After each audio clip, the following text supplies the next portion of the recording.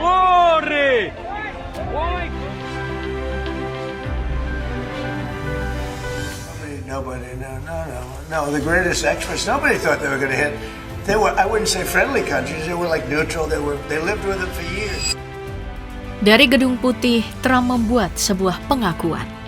Ia salah hitung kalau ternyata Iran akan menyerang Qatar, Kuwait, Bahrain, negara-negara tetangganya.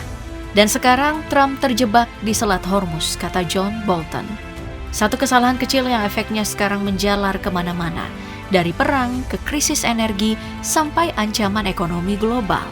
Dan yang lebih mengkhawatirkan, rantai eskalasi ini seperti tidak punya tombol berhenti. Setiap serangan dibalas, setiap balasan memicu konflik yang lebih luas. Maka pertanyaannya, siapa yang sebenarnya masih memegang kendali? Oke, kita akan jawab itu di segmen terakhir, jadi tonton sampai habis.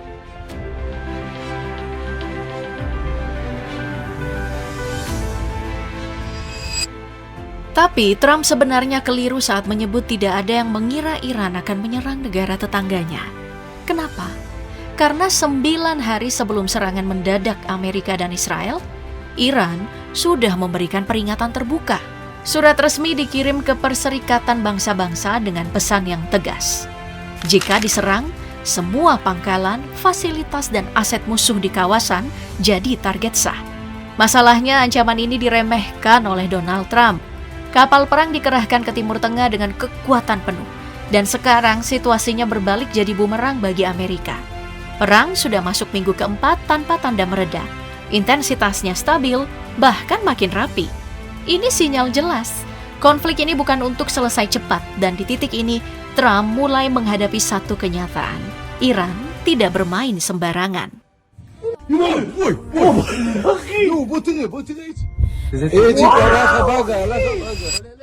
Situasi makin panas ketika satu persatu sosok kunci Iran tumbang. Ali Larijani, Kepala Dewan Keamanan Nasional tertinggi Iran, dilaporkan tewas dalam serangan Israel pada 17 Maret 2026. Kehilangannya bahkan disebut lebih mengguncang dibanding figur sentral seperti Ali Khamenei di awal konflik. Kenapa? Ia adalah sosok yang secara de facto menjalankan roda pemerintahan, terutama setelah tewasnya Ali Khamenei. Belum selesai di situ, Islamic Revolutionary Guard Corps mengonfirmasi kematian Jenderal Gholam Reza Soleimani, Komandan Pasukan Basij. Sehari berselang, Menteri Intelijen Iran, Esmail Khatib, juga tewas. Ini bukan sekadar kehilangan, ini pemangkasan struktur inti kekuasaan Iran secara sistematis. Di lapangan dampaknya makin berbahaya. Serangan Amerika dan Israel dilaporkan nyaris mengenai PLTN Bushehr, reaktor nuklir aktif yang juga melibatkan ratusan teknisi dari Rusia.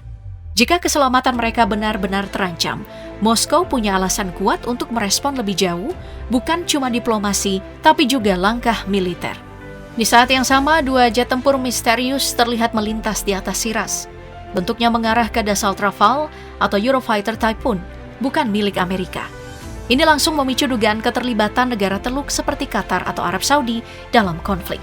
Dan pukulan paling sensitif datang ketika Israel menyerang ladang gas South Pars, jantung energi Iran dan salah satu yang terbesar di dunia. Ini bukan lagi sekadar eskalasi, ini sinyal kalau konflik sedang bergerak ke fase yang jauh lebih berbahaya.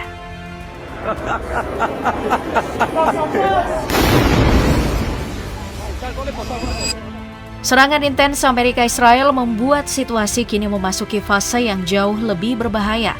Setelah serangan ke ladang gas Iran, ancaman balasan langsung diarahkan ke jantung energi kawasan. Iran mengeluarkan peringatan evakuasi ke berbagai fasilitas strategis di Arab Saudi, Uni Emirat Arab, Qatar, hingga Israel. Fasilitas minyak dan gas kini disebut sebagai target sah, menandai perubahan besar dalam pola konflik yang sebelumnya lebih terbatas. Di Arab Saudi, 2 rudal Iran dilaporkan menghantam ladang gas. Dampaknya tidak main-main, bukan cuma regional, tapi global. Harga energi terancam melonjak, stabilitas pasar terguncang, dan konflik ini perlahan bergeser dari perang militer menjadi perang ekonomi berskala dunia. Di sisi lain, ledakan beruntun terjadi di sekitar Bandara Ben Gurion. Dugaan penggunaan munisi klaster mulai muncul, jenis senjata yang menyebarkan puluhan bom kecil dalam satu serangan, luas dan sulit dikendalikan. Ini meningkatkan resiko korban sipil dan memperluas dampak keracunan. Langit Tel Aviv berubah menjadi cahaya oranye yang tidak biasa. Ledakan, kebakaran, dan intersepsi udara berlangsung tanpa henti. Sistem pertahanan bekerja terus-menerus, menciptakan suasana tegang dan mencekam yang terasa di seluruh kota bahkan hingga wilayah pinggiran. Citra satelit terbaru juga memperlihatkan adanya kerusakan nyata di Al Dhafra Air Base dan Prince Sultan Air Base. Hanggar rusak, bangunan hilang, dan titik-titik ledakan terlihat jelas. Ini bukan serangan pertama, tapi gelombang lanjutan yang semakin presisi dan terarah. Setidaknya 3 titik dampak teridentifikasi di dalam kompleks militer Amerika Serikat. Targetnya jelas, hanggar, gudang, hingga area operasional seperti apron dan fasilitas maintenance. Bahkan, satu hanggar dihantam berulang kali, menunjukkan upaya sistematis untuk melumpuhkan kemampuan pangkalan secara bertahap. Serangan terbaru juga menyasar simbol penting Amerika. Kedutaan Besar Amerika Serikat di Baghdad diserang oleh kelompok Islamic Resistance in Iraq menggunakan drone kamikaze Shahid 101 yang mengkhawatirkan sistem pertahanan SIRAM dilaporkan gagal mencegatnya, membuka celah baru dalam sistem perlindungan. Ini bukan sekadar balasan, ini adalah pesan bahwa medan perang kini ada di mana-mana dan tidak lagi mengenal batas wilayah.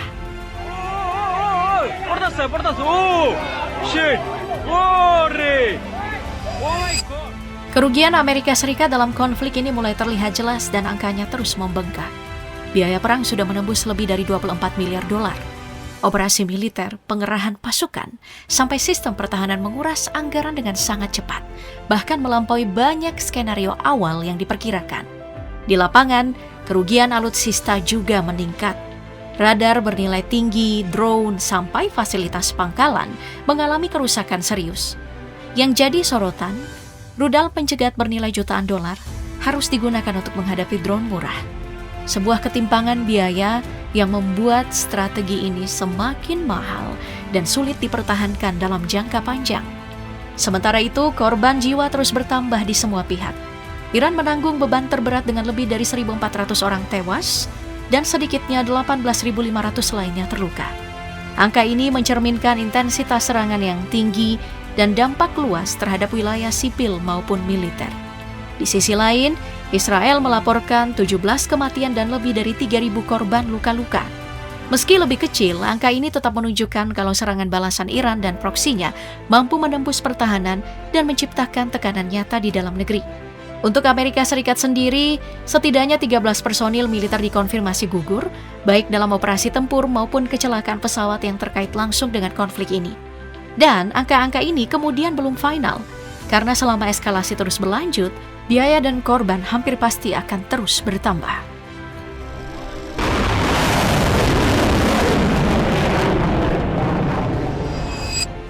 Di tengah eskalasi perang, satu hal mulai terlihat jelas. Opini global terhadap Amerika Serikat terus merosot di angka 79% sejak perang. Di banyak negara Eropa, gelombang penolakan mulai meluas. Demonstrasi muncul di berbagai kota. Kepercayaan publik menurun dan para pemimpin politik mulai berada di bawah tekanan besar untuk tidak ikut terseret lebih jauh. Dukungan yang dulu solid kini mulai retak. Di sisi lain di Iran situasinya justru berbalik. Warga turun ke jalan tapi bukan untuk menuntut damai. Seruan yang terdengar justru balas dendam. Narasi nasional menguat, solidaritas meningkat, dan pemerintah mengirim pesan tegas. Konflik ini bukan sesuatu yang akan dihentikan dalam waktu dekat. Lalu muncul pertanyaan yang makin sulit dijawab. Siapa sebenarnya yang menang? Amerika menghabiskan miliaran dolar menghadapi tekanan ekonomi dan perlahan kehilangan dukungan sekutu.